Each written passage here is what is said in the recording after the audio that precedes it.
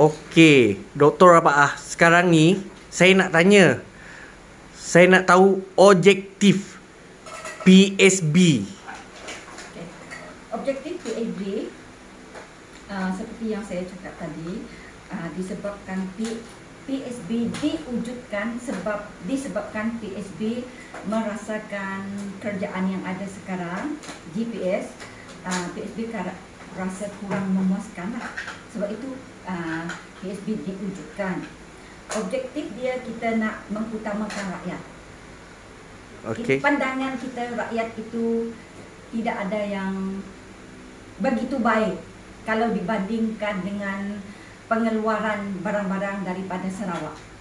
Pengeluaran barang kasar daripada Sarawak, kita rasa pendapatan isi rumah itu dia tidak seimbang. Dan banyak-banyak lagi lah. Sebab itu kita membuat sebagai objektif utama, kita ada misi-misi di sini ya. Misi-misi di sini kita mengutamakan rakyat. Apa yang rakyat mau? Adakah apa yang berlaku sekarang dikehendaki oleh rakyat ke tidak? Jadi kita berpendapat bahawa kalau wujudnya PSB, rakyat boleh memilih. Rakyat boleh memilih. Kalau rakyat masih nakkan GPS, itu pilihan dia lah. Tentulah kita nakkan rakyat berubah selera. Lihat macam mana PSB mentadbir Sarawak. Kalau PSB diberi mandat untuk mentadbir, rakyat merasakan pentadbiran PSB pula. Dan dari segi misi pula, kita ada misi-misi sini ya. Kita punya visi adalah PSB dia nak memastikan hak-hak Sarawak itu terjamin. Contohnya, PSB nak berusaha untuk keadilan, kesamarataan, saling menghormati dan jujur untuk semua rakyat Sarawak. Sebab apa? PSB adalah parti bagi semua kaum. Kaum Cina, kaum Dayak, kaum Melayu dan Melanau. Semua boleh masuk dalam PSB. Berarti semua bangsa boleh jadi ketua menteri. Tidak hanya Melayu Melanau sahaja. Ya, sebab betul. Dia satu gabungan seluruh orang Sarawak. Sarawak ini terdiri dari berbagai-bagai bangsa. Jadi kita merasakan, yalah, kalau sesiapa yang berwibawa, dia boleh menunaikan janji-janji dia. Tidak kisah dia bangsa apa, orang itu boleh jadi ketua menteri. Itu pandangan PSB ya. Dan antara misi yang kita buat adalah seperti yang saya cakap tadi, kita nak memastikan hak-hak Sarawak, termasuk yang termaktub di dalam Perjanjian Malaysia 1963, MA 63. Kita nak melindungilah mana-mana hak Sarawak yang mungkin sudah terhakis. Bila kita sudah jadi kerjaan, nanti baru kita melihat terperinci. PSB percaya sepatutnya tidak ada kaum merasa kehilangan hak. Ataupun tidak ada kaum sepatutnya merasa didiskriminasi.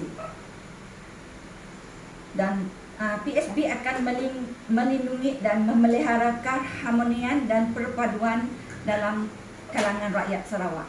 Sebab sekarang rakyat Sarawak dia berbagai kaum, kita boleh hidup dengan aman dan damai. Kita mau teruskan itu ya. Dan kita tidak akan PSB tidak akan berkompromi dengan isu-isu yang mengancam keharmonian dan agama, budaya dan ekonomi kita di sini. Selain daripada itu, kita ada merancang banyak-banyak aktiviti lah ya. Dekat visi misi buku PSB ada di sini. Kita mempunyai aktiviti yang kita fikir boleh mengubah wajah Sarawak. Boleh membuat orang Sarawak itu lebih pendapatan dia lebih bernilai. Contohnya, kalau dia berpendapatan sekarang lah, kalau dia berpendapatan RM1,200, dia boleh, contoh saja ya, dia boleh membeli 200 barangan. Kalau 1,200, dia boleh membeli 200 barangan. Bila PSB naik nanti, mungkin 1,200 itu dia boleh membeli 200 lebih barangan, 210 barangan, 220 barangan, nilai itu, supaya nilai itu lebih tinggi. Walaupun duit dia kecil, tapi nilai masih tinggi juga. Itu dah PSB harapkanlah. kita mempunyai banyak rancangan yang kita sudah buat. Tadi seperti saya cakap, kita nak menjaga hak-hak Sarawak. Kita nak melihat dari segi pendidikan pelajar supaya pendidikan pelajar itu tidak terabai. Dan macam rumah-rumah sekolah tu kan, yang dulu ada 400 daif tu, tak tahu sekarang berapa tinggal rumah sekolah daif tu. Bila PSB take over nanti, mungkin kita boleh memperbaiki lagi sekolah-sekolah daif itu supaya tidak ada daif lagi untuk sekolah-sekolah. Kita nak memperbaiki perkhidmatan awam. Contohnya di Bintulu ini, saya datang Bintulu, tidak ada bas kenderaan awam. Di Kuching, kalau baca newspaper, saya baca newspaper cakap ada bas hidrogen di Kuching, free untuk sekolah-sekolah. Ada dalam newspaper, ada dalam surat khabar. Bas hidrogen diadakan untuk budak-budak sekolah tertentu di Kuching, dan bas itu free. Di Bintulu ini, jangankan ada bas free untuk sekolah, bas untuk kenderaan orang kampung pun tidak ada. Jadi kita nak tengoklah dari segi itu, macam mana kita boleh mengadakan kenderaan di Bintulu untuk orang-orang kampung. Bayar tambang tak apa, asalkan dia ada. Pembangunan semula bandar, mungkin ada yang kita boleh membangunkan semula.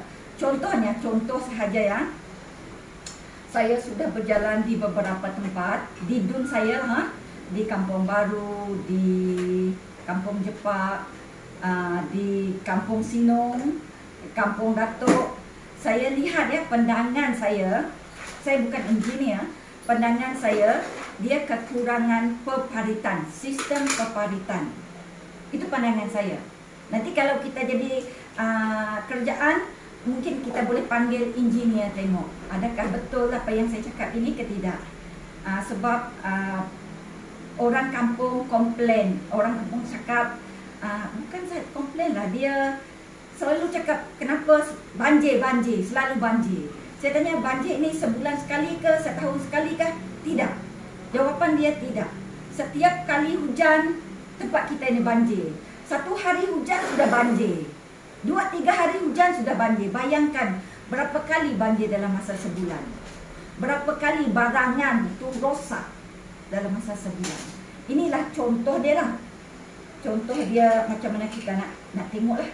Dan kita pun merancang nak membuat pengurusan keuangan yang berhemah. Kalau dulu mungkin kerajaan menggunakan 2 bilion ke untuk membuat 20 projek, mungkin masa PSB nanti 2 bilion itu boleh menjadi lebih daripada itulah. Mungkin 25 projek, 30 projek. Kita nak berhemah lah, jangan membazir. Okay? Selepas tu kita merancang nak membuat tanaman pertanian yang lebih berkesan, lebih membawa kesan yang lebih bagus. Pertanian sekarang ini kita gunakan yang sistem yang lama. Mungkin waktu PSB memerintah nanti mungkin kita membuat sistem yang baru. Apakah jenis sistem yang baru tu? Itu saya tidak boleh cakap sekarang. Tunggu kita jadi kerjaan nanti ya. Okey. Boleh. Kemudian dari segi pelancongan, kita juga ada rancangan untuk pelancongan tindakan PSB. Sekarang ini di Sarawak, saya rasa saya tahu di Sarawak ini banyak tempat pelancongan dan banyak tempat yang boleh dilakukan sebagai tempat pelancongan, tourist spot. So, waktu sekiranya kita memerintah nanti, mungkin kita akan perbaiki tempat inilah supaya kita boleh menarik ramai lagi pelancong dari luar Sarawak, dan kita boleh menggalakkan pelancongan di dalam Sarawak. Daripada dia keluar Sarawak, lebih baik dia melancong di dalam Sarawak. Jadi duit kita tidaklah keluar sangat. Dan transformasi luar bandar.